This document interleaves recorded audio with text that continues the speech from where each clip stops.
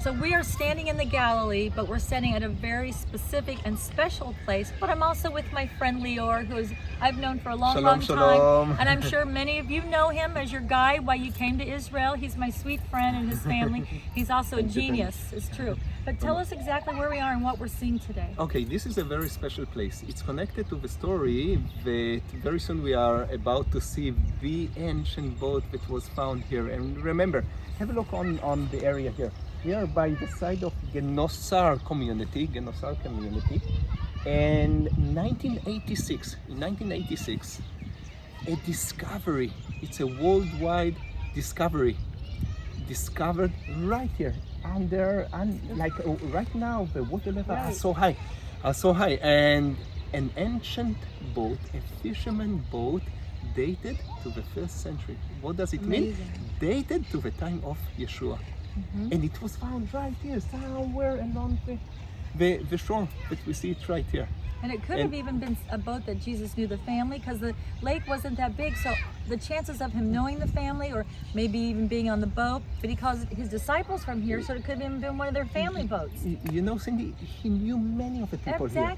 He walked here, he talked to the people, he taught, and many people escorted him. So I'm thinking if maybe it was the boat he stood in when he was giving the teaching. You don't know. Maybe. Because I think God reveals things in the right time. Maybe he was revealing this boat for a reason. Exactly, and no question about, like, it shows us what was the size of the fisherman boat, what was the terrain like what kind of trees, what kind of vegetation it was made out of, and it was found right here on the shore. And remember, this is where Jesus collected and touched the first disciples, like walking on the shore of the Sea of Galilee. It was found by two brothers.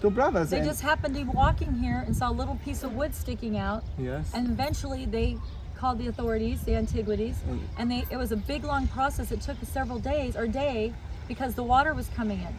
So they had a short amount of time, right, to get the boat out. And imagine, Cindy, if you found like something like what would you put it like in the pocket? But they were two amateur archaeologists, and they said, hey, we have something here. They were fishermen. And they were fishermen, and they knew, they had like Roman nails and whatever, and they found it, and then they called the authorities, and it was a big boom. The process, because they had to dig it out, and then they had to put foam around it because they couldn't lift it because it would break, so they floated it down to where we're going to go see the boat right now.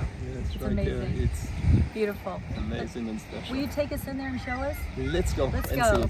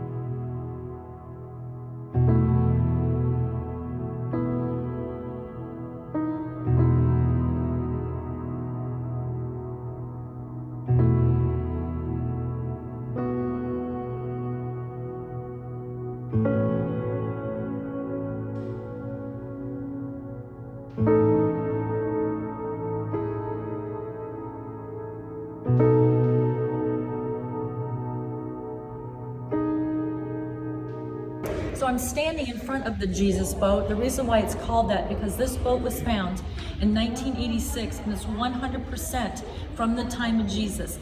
And the carbon dating on the wood tells it was actually from the exact same time. This is a type boat that Jesus would have stood in. In fact, they think that maybe even Jesus knew the family. He maybe even was on this boat, because Galilee is a very small area and there's not very many families at the time. But when they found this boat, it was unbelievable. Two fishermen found it, two brothers, and they found it on the day that the water had receded, and they had to get the boat out within 24 hours or the boat would have been covered again, maybe for another 2,000 years. After taking the boat out of the water, they had to put it under a styrofoam technology, and it had to be taken down the Galilee to this exact spot where they had carbon dating and everything. What's interesting is there's 12 different kinds of wood, and they represent the 12 tribes of Israel. And what's kind of funny in here is it has even a Judas tree. But you can see the wood, and it's just such a beautiful thing. Can you imagine the 12 disciples standing here, and maybe Jesus standing on the end and teaching, or reaching for Peter to pull him up on the boat, and also Jesus standing on the boat and teaching the people on the seashore.